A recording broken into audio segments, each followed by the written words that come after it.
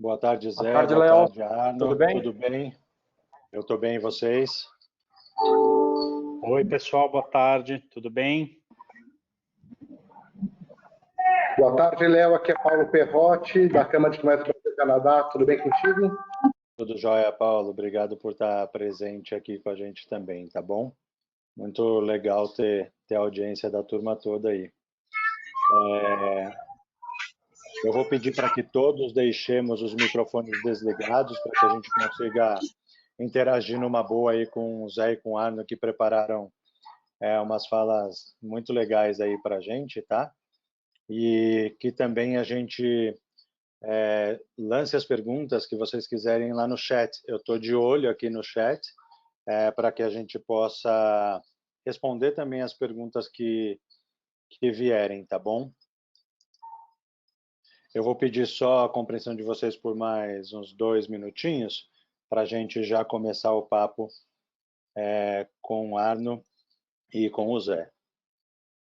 Eu vou deixar anotado aqui também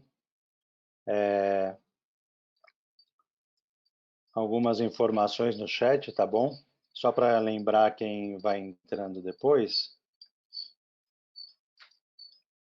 E também pedir para quem quiser e puder, que me mande por e-mail ou aqui mesmo no chat os seus e-mails, que depois eu vou fazer uma compilação do que a gente conversou hoje aqui, assim como mandar o link do YouTube para esse mesmo conteúdo, tá bom? Então, se vocês quiserem mandar aí para o meu e-mail, tá no chat, desculpa, até ficou meio confuso, eu vou colocar de novo.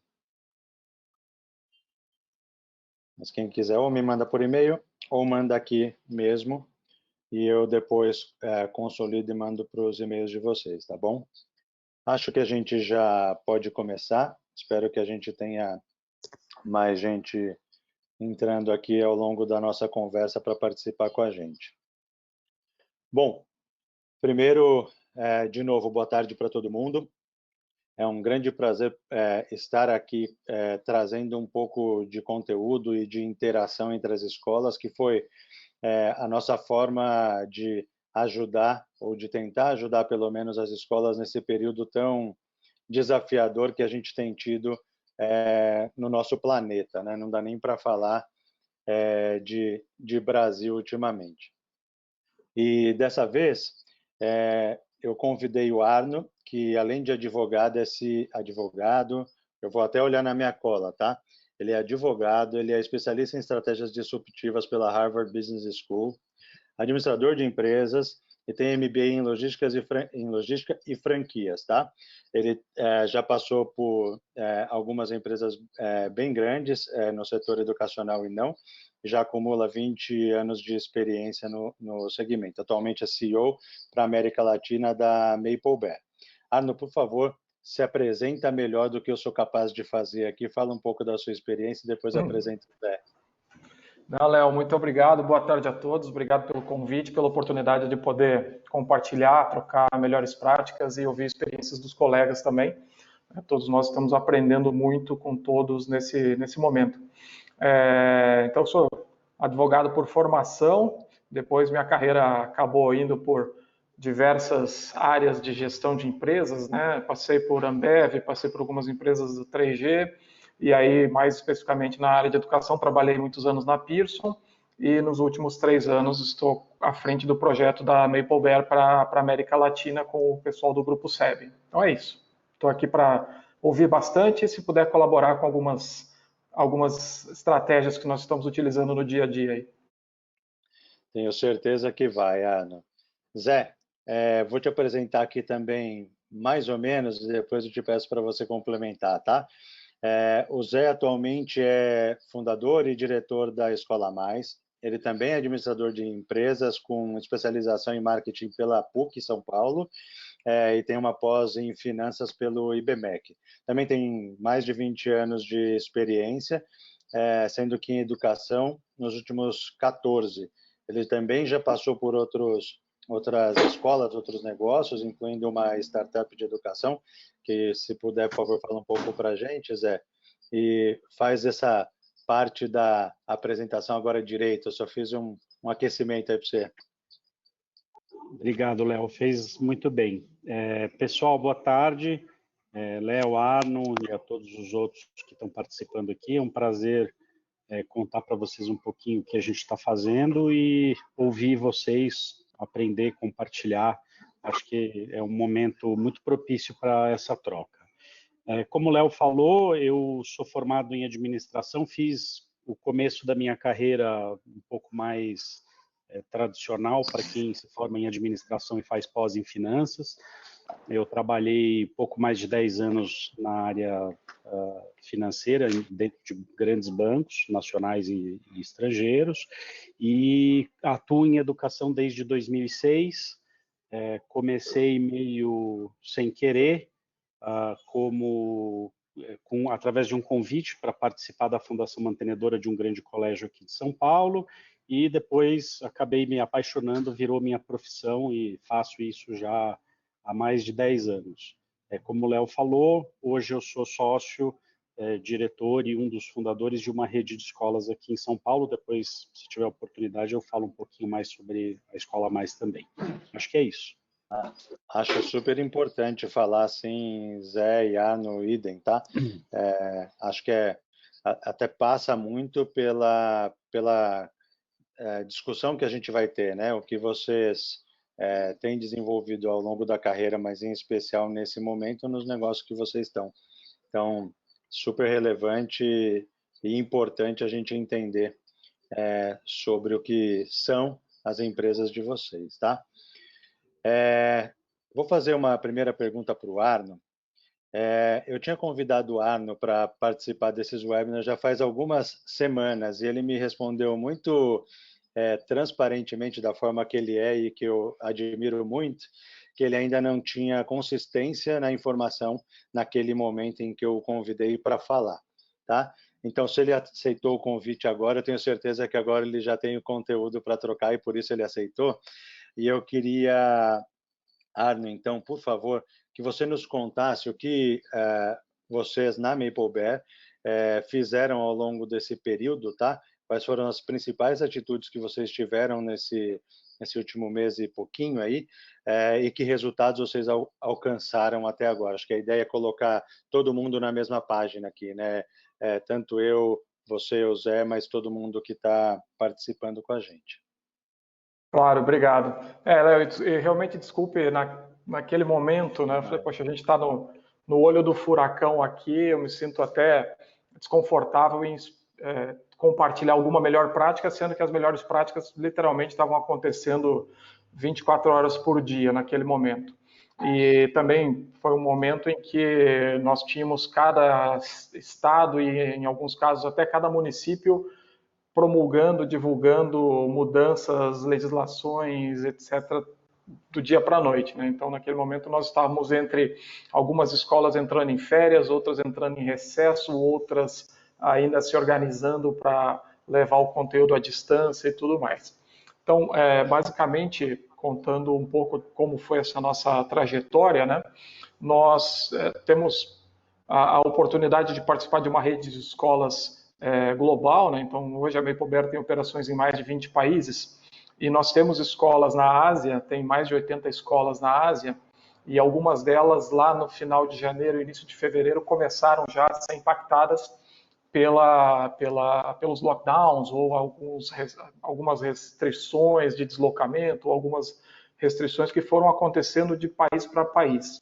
Então, China, você teve algumas questões mais radicais de fechamento de cidades inteiras, etc. Por exemplo, em Singapura, eles passaram praticamente a pandemia toda sem fechamento de escolas ou operações, tendo fechado agora as operações nos últimos 15 dias, né? Então, realmente estava esse caldo bastante efervescente naquele momento, né? E do dia 15 de março para cá, praticamente o que nós fizemos foram algumas estratégias relativamente simples, mas que deram bastante trabalho no início e também vimos que elas foram bastante eficientes e eficazes num determinado momento, e agora já entrando um pouco mais uma curva de normalidade de operação à distância das escolas.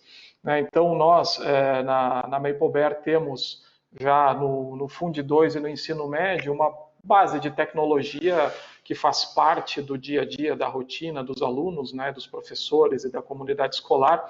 Então, para esses alunos não é nenhuma grande novidade você ter alguma aula usando uma ferramenta tecnológica ou parte das suas entregas também sendo feitas através de alguma estrutura tecnológica.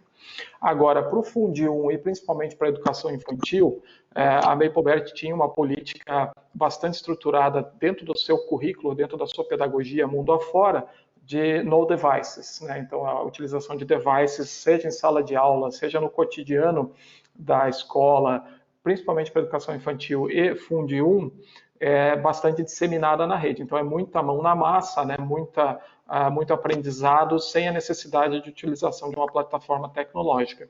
Então, o que nós basicamente fizemos foi pegar esse know-how e essa expertise do ensino médio e do Fundi 2 e começar a trazer para o Fundi 1 e para a educação infantil principalmente.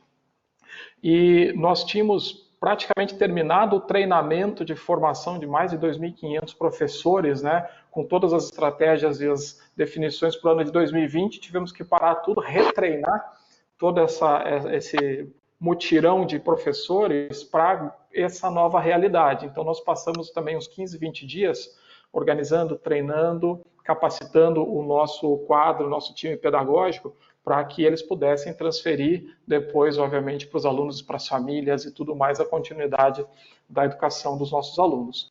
E aí uma das grandes questões iniciais foi como que eu mantenho a rotina, né, dessas crianças agora nas suas casas.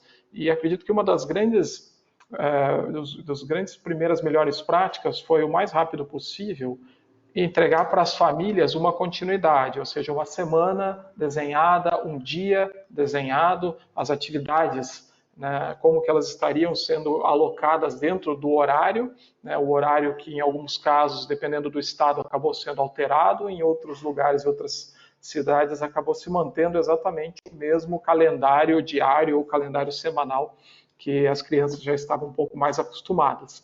Então, acho que essa foi a primeira grande movimentação nesses 15, 20 dias até o início de abril, e no início de abril nós já entendemos que essa dinâmica e essa rotina era possível de ser aplicada, e a partir daí começamos a manter uma certa uniformidade, uma certa rotina, o que é extremamente importante, né, para as crianças da educação infantil e Fundi 1 principalmente. No Fundi 1 já começam a ser um pouco mais autônomas, mas na educação infantil elas ainda têm uma certa necessidade de apoio no início das suas atividades, depois elas têm, obviamente, o seu desenvolvimento autônomo, mas tem sempre um catch-up que tem que ser realizado e estruturado ao longo do tempo.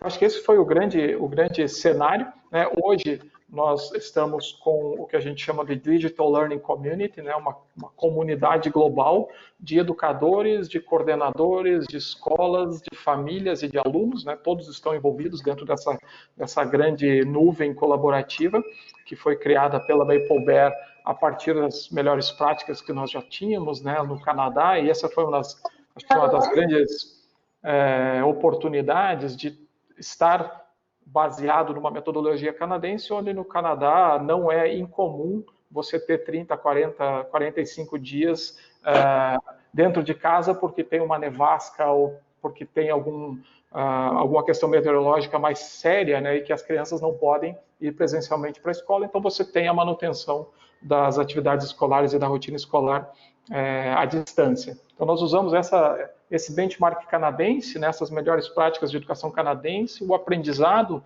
do que vinha acontecendo nas escolas da Maplebert nesses 20 países que nós atuamos, e esse grande arcabouço de colaboração, participação, construção conjunta, né, com as famílias, com os pais, com os alunos e com toda a comunidade escolar. Então, acho que foi esse o primeiro grande desenho desses nossos últimos 45 dias.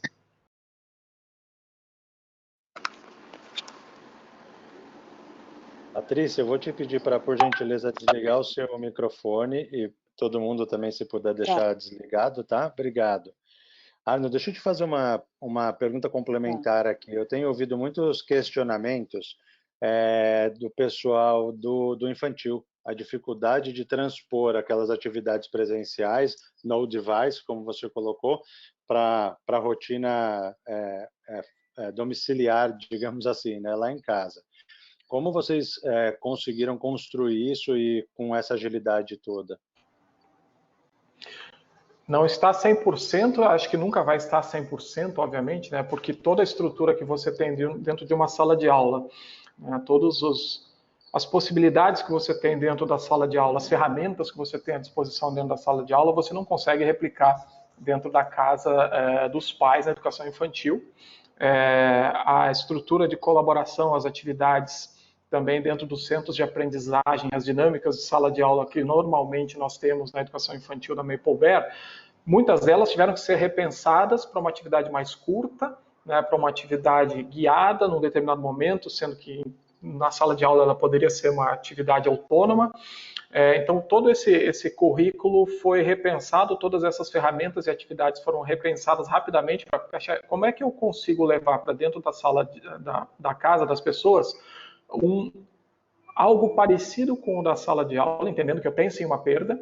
Isso acho que foi super transparente de todos os nossos educadores também, dizendo, olha, a gente vai conseguir transplantar 70% da experiência Maple Bear para dentro da casa, obviamente também entendendo que os pais não são pedagogos treinados, não são necessariamente experientes, então eu tenho que mandar um manual de instruções para os pais e tenho que pensar numa atividade que reflita de alguma forma a essência, né, daquela metodologia que eu estou querendo levar, mas entendendo que eu tenho sim essas perdas. Então vou dar um exemplo simples, né? Nós temos um momento na sala de aula da educação infantil todo dia chamado Circle Time, onde as crianças estão em círculo em volta do professor e tem um guided reading acontecendo ali. São 7 a 8 crianças, normalmente uma sala de aula nossa tem em torno de 20 alunos, então eu faço 3 Circle Times numa sala de aula no dia a dia. À distância, eu precisei reduzir esse Circle Time para 4 ou 5 crianças no máximo, até por uma questão de atenção e para que essa atividade fosse o mais curta possível, sem perder, de alguma forma, a qualidade, né, da troca entre o professor e cada um dos alunos, porque existe ali um momento que o aluno também participa, né? Então, nesse caso, nesse exemplo, foi uma atividade que demoraria 30 minutos em sala de aula, ela teve que ser repensada para 15 minutos, e agora à distância, com as dificuldades de conexão, com as dificuldades, obviamente, de atenção daquela criança de 4 anos de idade, por exemplo, em frente a uma tela, sendo que ela não estava acostumada com uma rotina de tela, né? E também na dinâmica que as crianças têm de muita interação, muita mão na massa. Então ela vê a foto do amiguinho ali, ela quer também interagir com o amiguinho, não necessariamente com o professor. E quando elas estão em Circle Time com a presença do professor, existe já esse rapport, né, entre os alunos e o professor. Então, sim, muitas atividades foram redesenhadas, diversas estratégias foram repensadas e replanejadas para que o professor pudesse agora conduzir com a máxima eficiência possível, entendendo sim que tem uma perda. Legal. Obrigado. Eu acho que essa dica aí, esse exemplo prático podem ajudar realmente bastante as pessoas, porque tem sido, acho que, o grande desafio. Eu e o Zé conversamos um pouco sobre isso também, sobre, né, infantil e Fundi 1. Ele me esclareceu algumas coisas, inclusive foi um grande aprendizado. E Zé, numa dessas conversas você me contou sobre o sistema da Escola Mais e como isso foi crucial para vocês virarem a chave rapidamente aí do presencial para o remoto, né? Queria que você me contasse um pouco, tanto que você já tinha pronto e principalmente o que, se é que precisou, né, ser adaptado para essa realidade, porque por mais preparado que o sistema tivesse, ninguém imaginou uma disruptura tão grande na educação em tão pouco tempo, né? Esse início de transformação digital nunca foi imaginado dessa maneira, então, obviamente, imagino que tenha tido algumas questões aí. Queria que você contasse um pouco para a gente, para da mesma forma a gente ficar todo mundo na mesma página. Tá bom, vamos lá. Eu acho que antes de contar para vocês como que foi para nós fazer essa virada de chave, deixa eu dar um pouquinho mais de contexto, então, porque eu, como falei, a Escola Mais é uma empresa nova, então ela talvez não seja conhecida de todos e não é uma empresa que atua internacionalmente como a Maple Bear. Tá? Então, a Escola Mais é uma empresa que está no terceiro, é uma escola, né, que está no terceiro ano de operação, é uma rede. Nós atuamos só na cidade de São Paulo, por enquanto, com 3 unidades escolares, 2 delas foram inauguradas esse ano, e nós estamos com um pouco menos de 1.500 alunos nas nossas 3 escolas. Tá? Acho que tem uma outra característica que, de certa forma, nos ajudou nesse momento, que é o fato da gente, por enquanto, só trabalhar com ensino fundamental 2 e ensino médio. A gente deve começar a trabalhar com o ensino fundamental 1 a partir do ano que vem. E é uma escola que trabalha só em período integral. Então, a gente tem um tempo mínimo de permanência dos alunos na escola de 8 horas por dia e a gente opera num segmento dentro do mercado da educação básica privada, que são as escolas que estão na base da pirâmide de preços, né? São as chamadas low cost schools. E para que a gente consiga garantir uma mensalidade mais acessível, a gente faz um uso muito intensivo de tecnologia no dia a dia da escola, tanto para garantir distribuição de conteúdo para os alunos, conteúdo esse que é desenvolvido por nós mesmos, como também para produzir métricas de aprendizagem a partir da interação dos alunos com esse conteúdo. Então, imaginem que nesse contexto, a escola ela já conta com uma plataforma LMS que todo mundo conhece e usa no dia a dia, né? A gente tem, para vocês terem ideia, em torno de 40% do tempo do aluno dentro da escola, ele é intermediado pelo uso de tecnologia. Então, os alunos estão usando um pouco menos da metade do dia tecnologia dentro da escola. Então, todos eles usam intensivamente o nosso LMS todos os dias. Por isso, a gente tem um volume de conteúdo bastante relevante dentro das nossas plataformas e a gente tem cada um dos alunos com um computador, que é uma parte da proposta da escola. Então, todo aluno tem um computador, né, que é um componente do material. E aí o que aconteceu aqui em São Paulo, eu não sei se todos que estão nos ouvindo são de São Paulo, e eu sei que isso aconteceu de uma maneira um pouco diferente em cada um dos estados. Em São Paulo a gente teve uma interrupção das aulas a partir do dia 23 de março, e a semana que antecedeu a semana de interrupção das aulas, que foi a semana entre 16 e 20, foi uma semana em que era permitida a ida às escolas, mas já com essa ideia de que os alunos, professores, a comunidade escolar como um todo, tivesse condições de se preparar para essa interrupção. Então, a gente conseguiu, ao longo dessa semana do dia 16, garantir que todos os alunos e professores levassem para casa os seus materiais, entre eles o computador, né? Então, isso, para nós, ajudou bastante. E a partir da semana do dia 23, nós fizemos a virada de chave e passamos a dar aula totalmente online, né? Claro que a gente teve de fazer uma série de adaptações para que isso fosse possível, porque, como eu falei para vocês, 40% do tempo do aluno era dentro da plataforma, né, ou mediado pela plataforma. E os outros 60 não, né? Então, a gente tinha as aulas que aconteciam na escola de maneira presencial, as nossas aulas são todas roteirizadas, a gente tem plano de aula para todas as aulas, né? Então, a gente teve que redesenhar todos os nossos planos de aula, porque, como vocês bem sabem, um plano de aula que funciona bem quando você tem professores e alunos e recursos que estão pensados com antecedência ali no mesmo espaço, é diferente de você fazer isso cada um na sua casa, né? Então, a gente fez essas adaptações e nós criamos uma rotina que começou a funcionar no dia 23, onde, no período da manhã, os alunos têm as videoaulas, né, as aulas live com os seus professores, e no período da tarde, eles consomem o que a gente chama de roteiros de estudo, que são todos esses conteúdos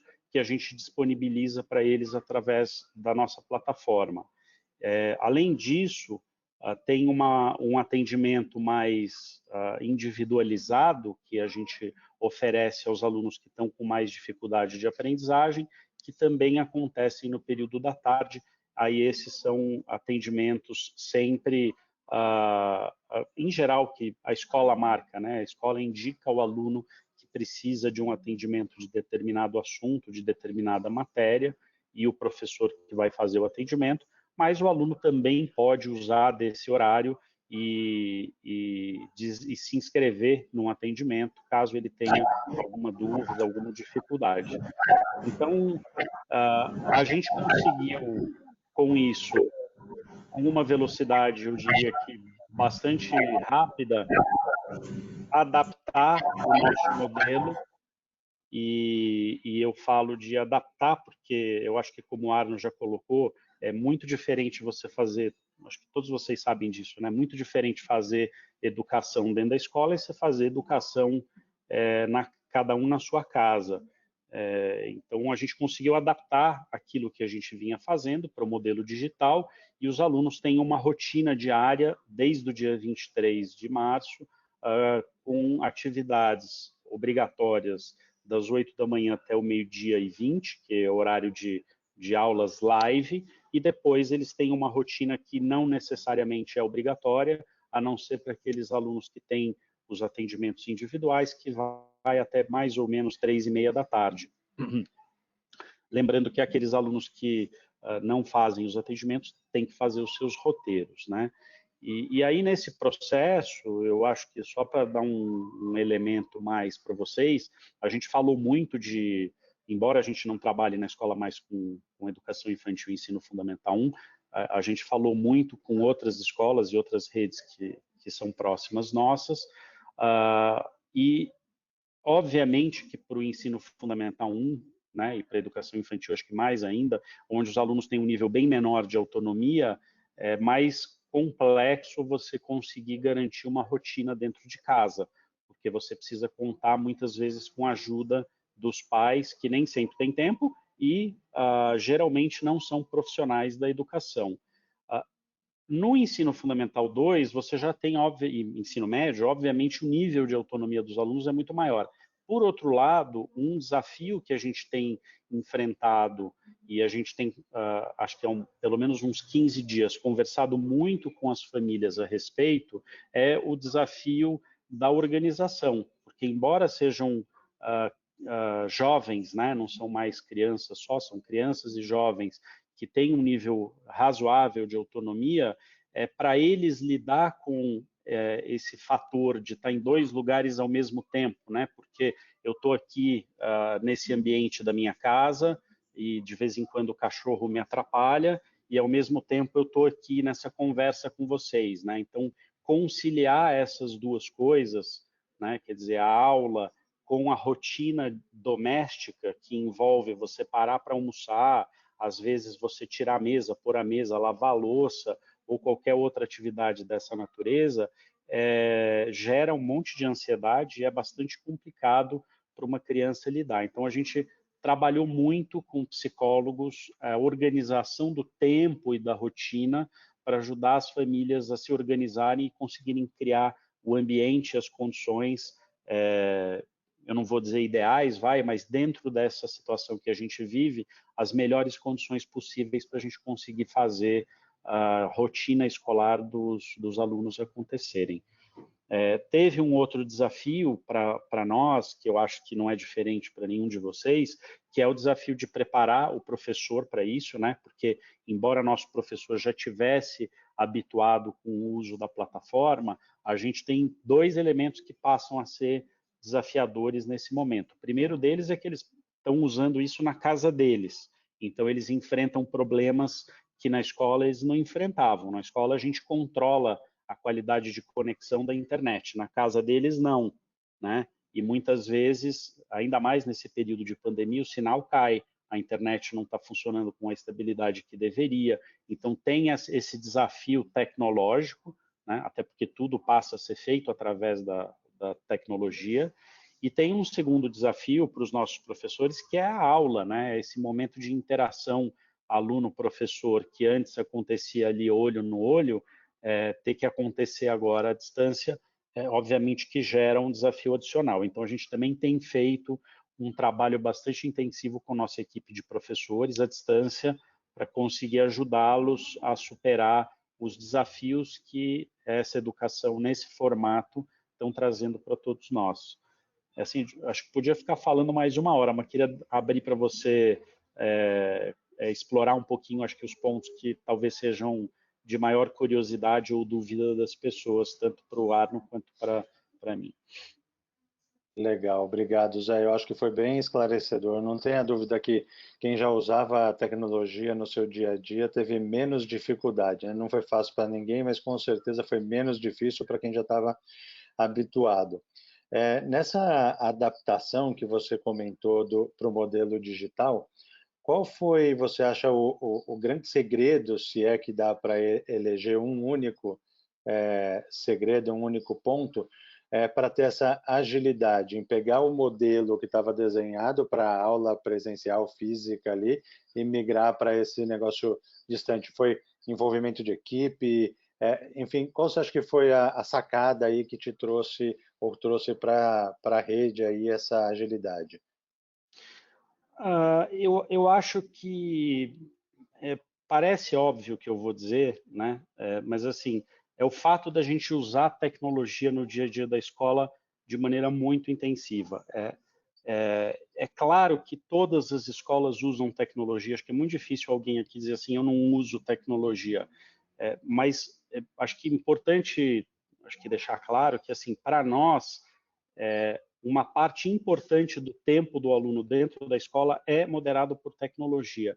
Então, não é que a gente usava tecnologia e que a gente tem muito conteúdo dentro de uma plataforma, não. A gente tem um uso de 100% da nossa plataforma tecnológica no modelo presencial. Então, quando a gente faz essa mudança para o modelo totalmente online, eu acho que, primeiro, existe uma quantidade relativamente grande de desafios que a gente não teve, com os quais a gente não teve que lidar.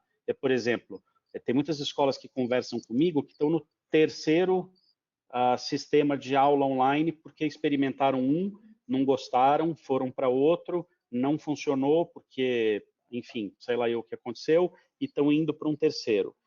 A gente não passou por esse processo de ter que experimentar plataformas sendo usadas em escala na nossa rede, porque a gente já usa isso no dia a dia. Então, eu diria para você que o grande segredo é, a gente ter um uso de verdade intensivo de tecnologia no dia a dia como algo presente dentro da rotina escolar dos alunos e dos professores, e segundo, o fato da gente ter uma quantidade bastante significativa de conteúdo dentro da plataforma. Bastante significativa, quero dizer, todo o nosso conteúdo, ele de alguma maneira está produzido por nós dentro da plataforma, porque a gente trabalha com o modelo de sala de aula invertida, eu não falei isso para vocês, né? A gente trabalha com o modelo de sala de aula invertida, onde o aluno primeiro consome o conteúdo de maneira autônoma, né? Então ele vai assistir uma videoaula, vai fazer exercícios, ele faz o que a gente chama de roteiro de estudos, né? Então ele vai aprender sobre um determinado assunto sozinho e depois ele vai para a aula discutir aquele assunto que ele aprendeu com o professor. Então isso faz com que a gente tenha já dentro das nossas plataformas uma quantidade grande de conteúdo desenvolvida e uma equipe dentro da escola especializada em desenvolver esse tipo de conteúdo.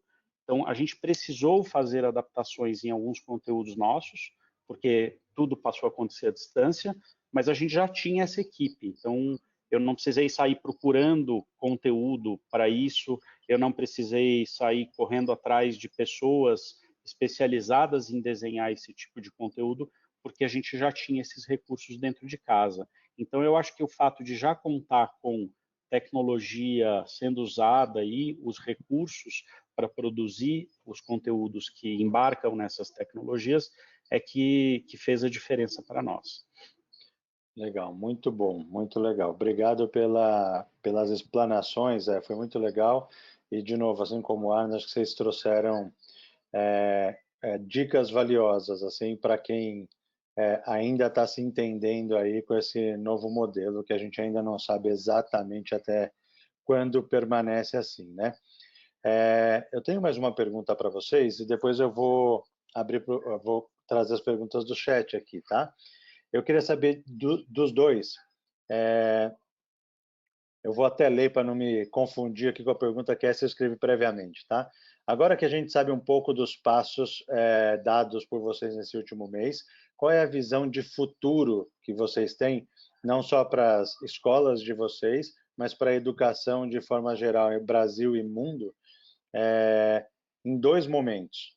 Um agora, nas próximas semanas, que a gente, semanas ou mês, o que for aí, que a gente deve começar a ter um afrouxamento nesse lockdown e começar alguma coisa a funcionar, como o próprio governo do estado de São Paulo já anunciou um plano prévio aí, né, e que então logo as escolas começam a ter alguma movimentação, mas também para um futuro próximo de 2 anos aí, como esses acontecimentos atuais e toda essa nova modelagem que a gente teve, essa adaptação toda, como isso vocês imaginam que pode permanecer?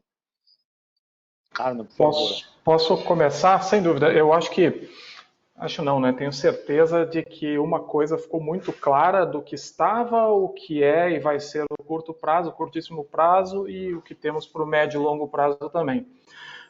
Um bom professor, bem treinado, bem capacitado, motivado, né, que gosta do que faz, já fazia toda a diferença, está fazendo toda a diferença, certamente fará toda a diferença agora nesse curto prazo, seja ele de continuidade nas aulas não presenciais, seja ele no início de uma retomada das aulas presenciais, seja ele no modelo híbrido que venha a se manter um determinado período agora até um certo distanciamento social, etc.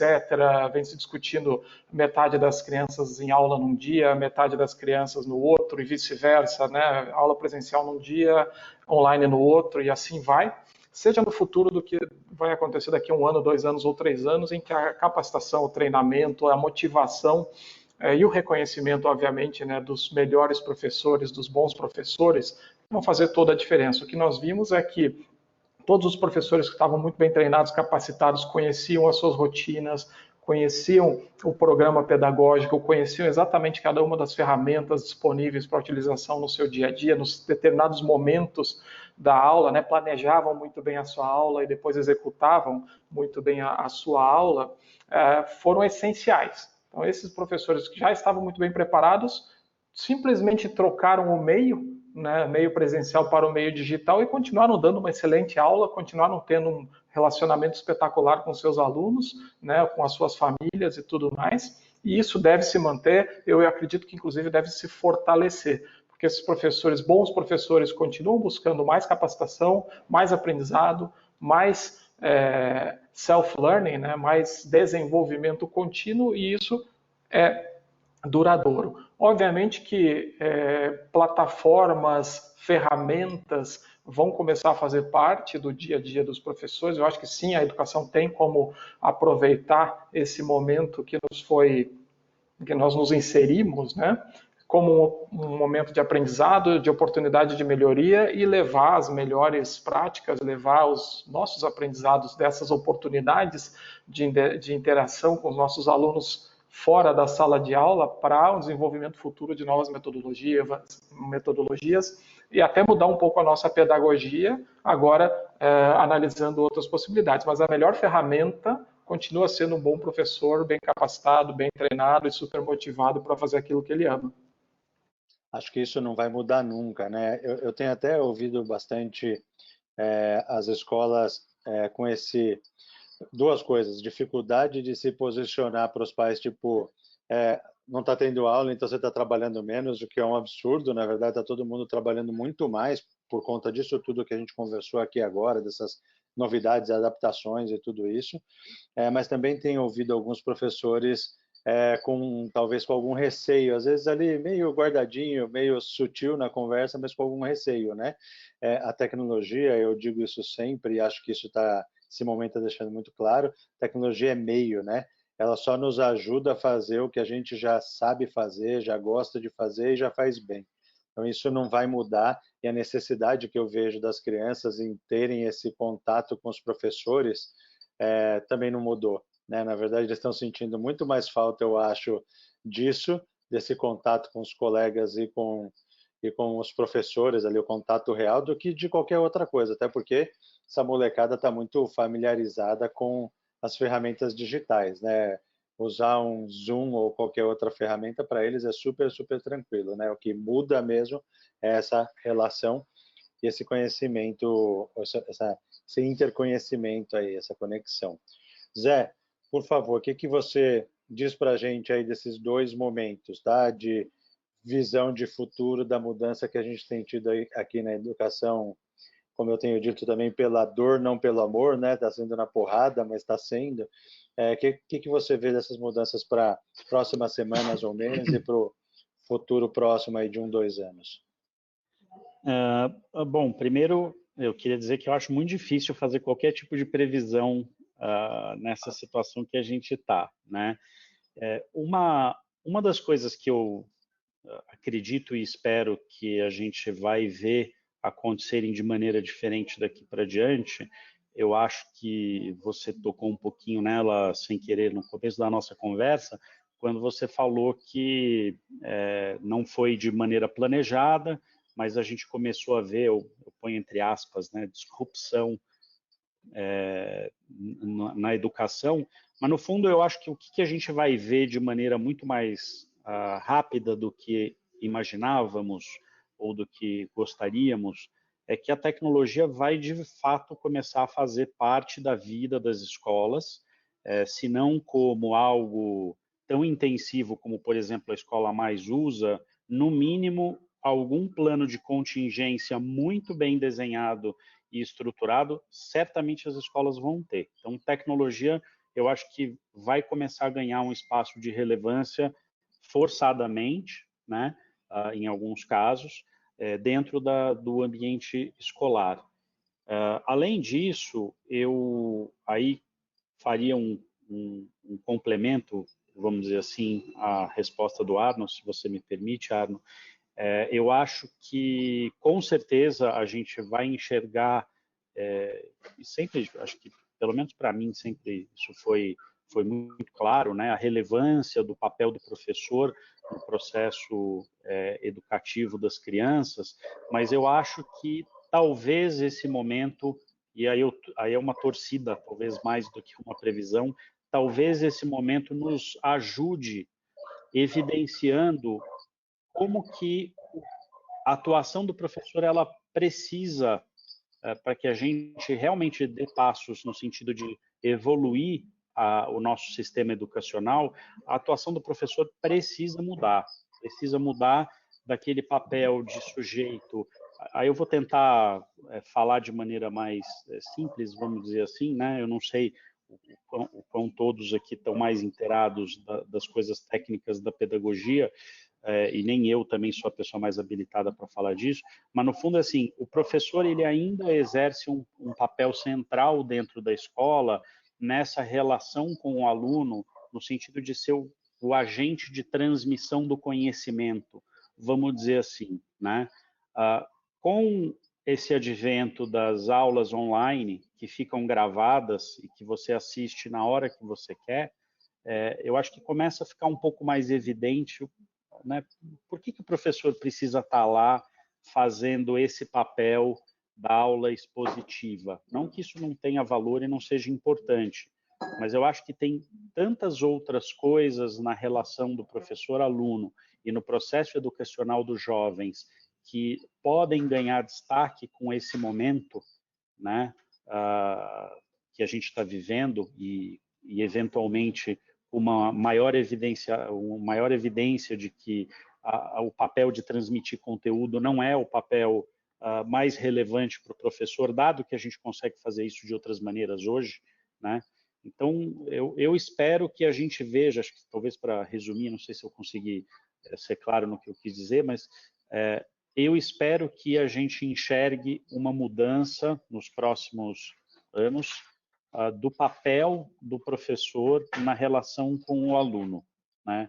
O professor transmissor de conteúdo, que ainda é predominante dentro da maior parte das salas de aula das escolas públicas e particulares no Brasil e no mundo, tem que mudar. O professor tem que começar a desempenhar um papel diferente, que é um papel que nenhuma máquina, nenhum vídeo pode fazer, né? No caso das crianças pequenas, isso é mais óbvio, que é esse papel do cuidar e do ensinar coisas que estão muito além do conteúdo em si. No caso dos alunos mais jovens, né, ou adultos, sem dúvida nenhuma, isso ganha um foco especial para olhar nas habilidades, nas competências, no desenvolvimento da criatividade, da colaboração e de uma série de outros aspectos que são absolutamente importantes na educação e que não cabem dentro da sala de aula, né? Então, eu espero que esse momento nos ajude a transformar um pouco essa cena de escola que a gente conhece, de um monte de aluninho enfileirado na sala olhando para o professor, né? Eu vejo que isso tem mudado já um pouquinho, né, em algumas instituições, mas realmente eu acho que esse processo foi bem acelerado e espero, assim como você disse, que essa percepção se torne mais abrangente, né, para mais pessoas.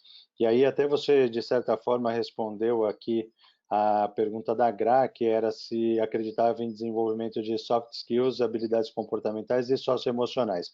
O Arno tinha respondido já aqui no texto e você, sem querer, já respondeu aí também sobre esse novo papel do professor, essa nova principal incumbência do professor de trabalhar nessas questões, né?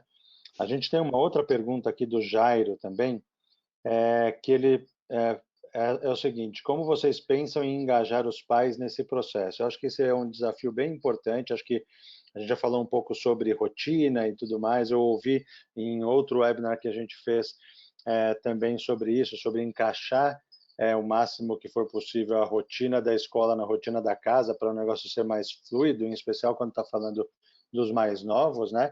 Mas como vocês veem aí esse engajamento dos pais no processo?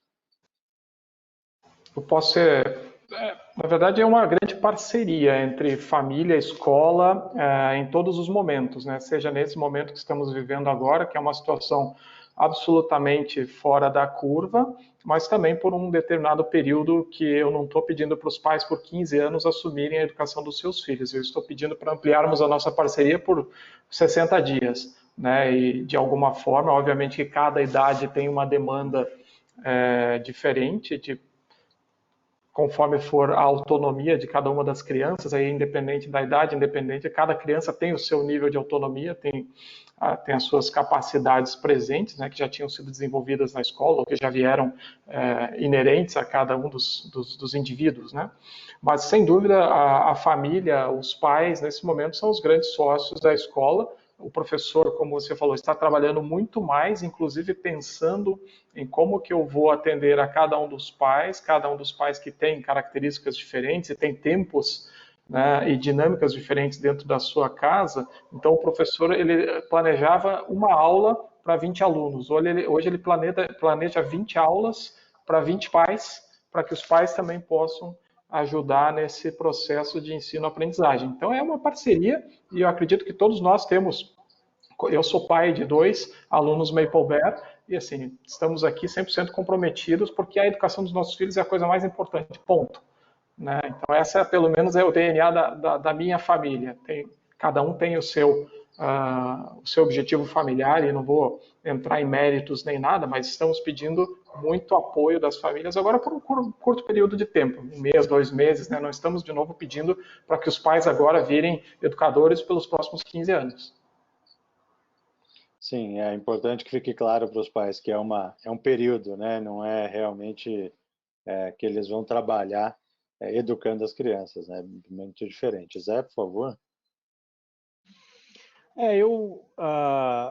Como já falei antes, acho que essa parceria e a participação mais ativa dos pais, ela é fundamental para as crianças mais novas, No caso dos jovens, né, o ensino fundamental 2 e o ensino médio em especial, a participação dos pais acontece de uma maneira um pouco diferente, é menos no sentido de fazer ali o papel de organizar as atividades do filho e garantir que ele esteja fazendo, e mais no sentido de conseguir organizar o ambiente e a rotina da casa para garantir que o filho tenha o espaço e o tempo adequados para ele poder se engajar com as atividades da escola. Então, o que a gente tem feito, e não acho que a gente, de longe, acho que a gente é perfeito no que nós estamos fazendo, mas o que a gente tem feito e que tem funcionado é, primeiro,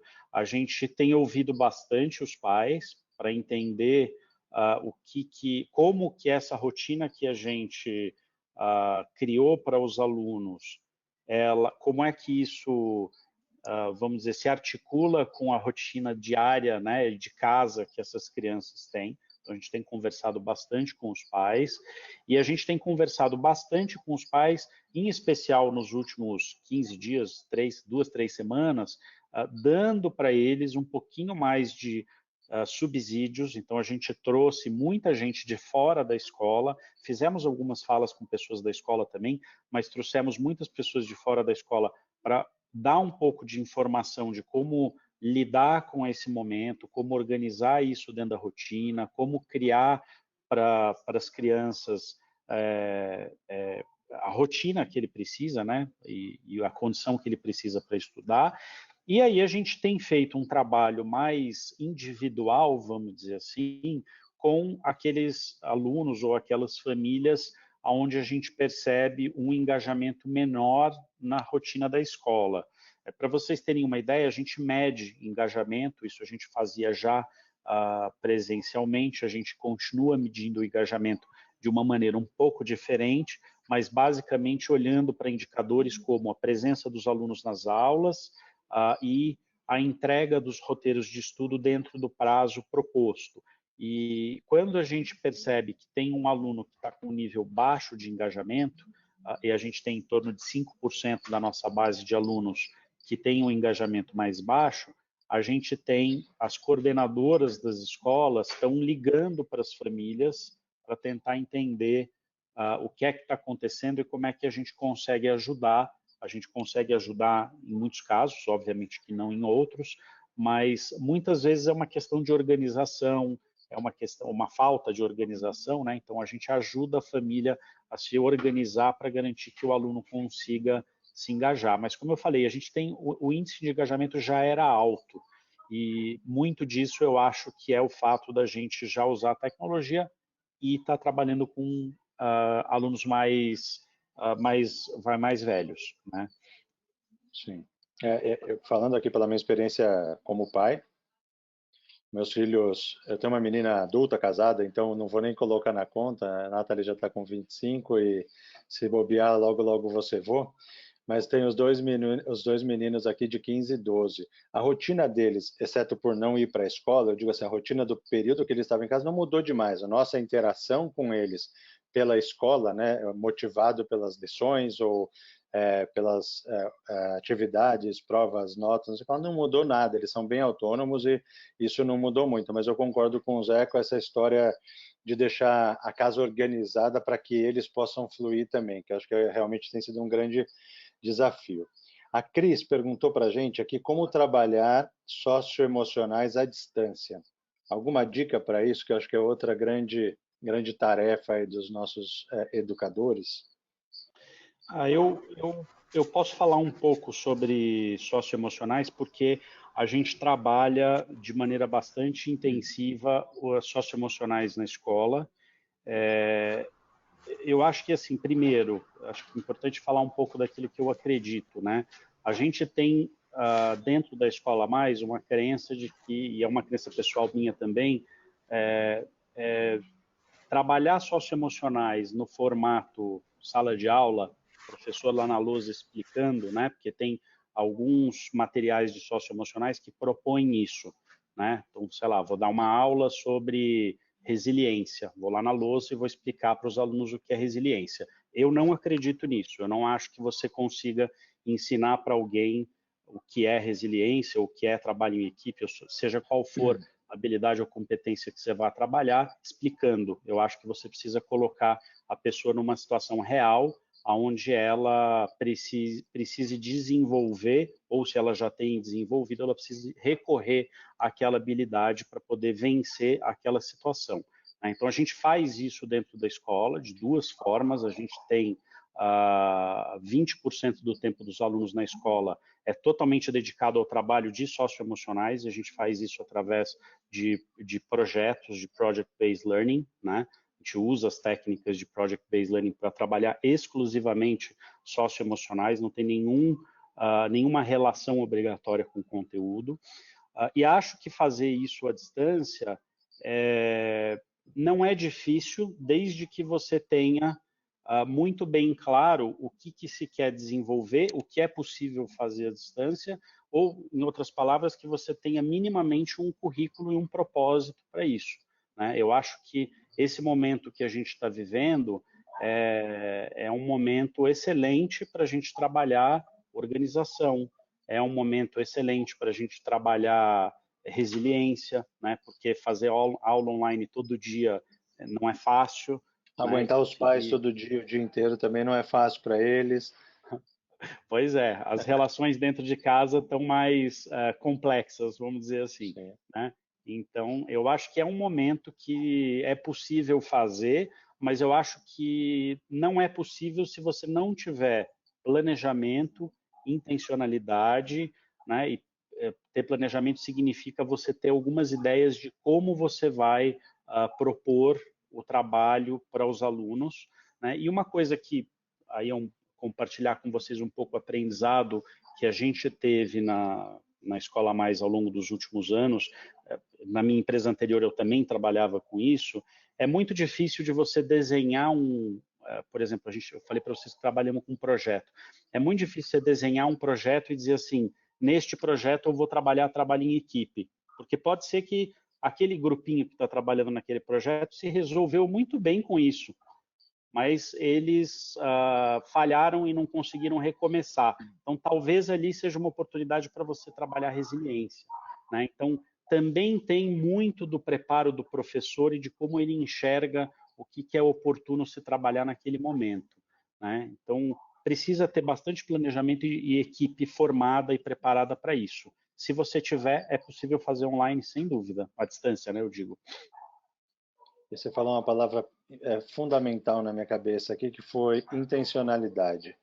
Acho que quando você tem isso como seu modo mesmo de atuar e de pensar, acho que isso faz toda a diferença, você consegue alcançar as coisas com mais facilidade. Arno, por favor, se você puder responder e já fazer suas considerações finais aí. Ok, eu também não vou entrar no tema socioemocional, porque ele pode se estender bastante, mas, de novo,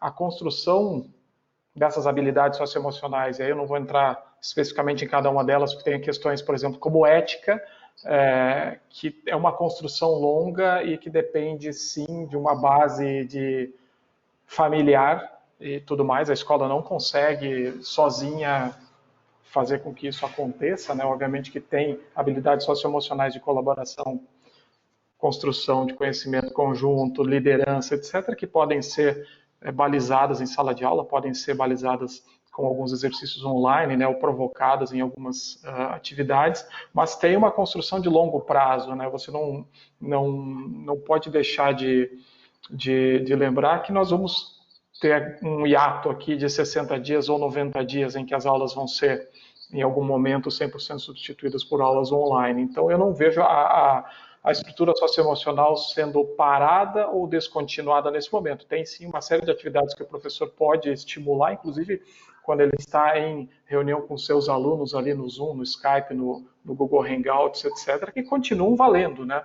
Atividades de liderança, a busca por uma colaboração e etc. Então, acho que isso não para de forma alguma. Bom, como encerramento, primeiro, obrigado pela oportunidade. Eu acho que a gente compartilhando e aprendendo e trocando ideias, melhores práticas, vai Isso vai nos ajudar demais a modelar, né, o que nós estamos fazendo no dia a dia, modelar o que nós imaginamos como o futuro da aprendizagem, do ensino-aprendizagem, né, seja ele híbrido, seja ele presencial, seja ele agora blended, flipped, etc. Isso nos ajuda muito e queria agradecer a todos que pararam, né, o seu dia. Eu sei que está muito corrido para todo mundo, por uma hora aqui para ficar nos ouvindo, interagindo, né, diversas perguntas foram colocadas aqui no chat também. Se depois você quiser compartilhar, eu posso responder as perguntas que não, porventura não foram respondidas aqui. E um prazer estar aqui com vocês. Obrigado. Obrigado, Arno. Eu que agradeço. Zé, por favor, suas considerações finais aí. Bom, eu, assim como o Arno, queria agradecer, acho que é a oportunidade para nós de aprender sempre um pouquinho mais, né, em especial nesse momento, e se a gente também pode compartilhar o que a gente está fazendo, isso ajuda alguém, eu acho que já me sinto muito grato de ter ficado aqui com vocês durante essa uma hora, então agradeço a companhia, agradeço vocês terem ouvido o que a gente tem a dizer e me coloco à disposição caso alguém tenha alguma dúvida adicional, queira explorar algum ponto que a gente não pôde aprofundar aqui.